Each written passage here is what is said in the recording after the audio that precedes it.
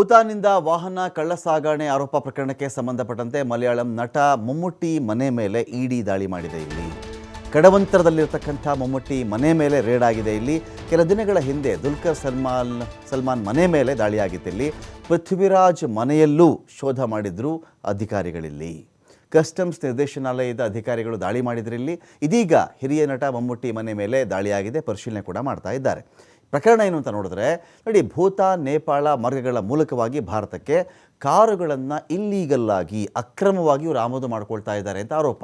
Land cruiser, ಡಿಫೆಂಡರ್ನಂತಹ ಐಷಾರಾಮಿ ಕಾರುಗಳನ್ನು ಇವರು ಕಳ್ಳಸಾಗಣೆ ಮಾಡ್ತಾ ಇದ್ದಾರೆ. ವಾಹನಗಳನ್ನು ಹಿಮಾಚಲ ಪ್ರದೇಶದಲ್ಲಿ ನೋಂದಾಯಿಸ್ತಾ ಇದ್ದಂಥ ಜಾಲವೇ ಇಲ್ಲಿದೆ. ನಂತರ ಅವುಗಳನ್ನು ಭಾರತದ ಬೇರೆ ಬೇರೆ ಭಾಗಗಳಿಗೆ ಸಾಗಾಟ ಮಾಡ್ತಾ ಇದ್ದಂಥ ಆರೋಪ ಕೇಳಿ ಬಂದಿದೆ. ಇಲ್ಲಿ ಬಳಿಕ ದೊಡ್ಡ ದೊಡ್ಡ ಮೊತ್ತಕ್ಕೆ ಸಿನಿಮಾ ತಾರೆಯರು, ಉದ್ಯಮಿಗಳಿಗೆ ಇದನ್ನು ಮಾರಾಟ ಮಾಡ್ತಾ ಇದ್ರು ಅಂತ. ಕೇರಳದಲ್ಲಿಯೇ ಇಂತಹ ಐಷಾರಾಮಿ ಕಾರುಗಳಿಗೆ ಹೆಚ್ಚಿನ ಬೇಡಿಕೆ ಇದೆ. ಎರ್ನಾಕುಲಂ, ತ್ರಿಶೂರ್ ಮತ್ತು ಕೊಯಮತ್ತೂರಲ್ಲಿ ತಪಾಸಣೆ ನಡೀತಾ ಇತ್ತು. ಇದೇ ವೇಳೆ ನಟ ಪೃಥ್ವಿರಾಜ್, ದುಲ್ಕರ್ ಸಲ್ಮಾನ್ ಬಳಿಯಲ್ಲಿ ಇಂಥ ಕಾರುಗಳು ಪತ್ತೆಯಾಗಿದ್ವು. ಕಳೆದ ಕೆಲ ದಿನಗಳ ಹಿಂದೆ ಇಬ್ಬರ ಮನೆ ಮೇಲೂ ರೇಡ್ ಆಗಿತ್ತು.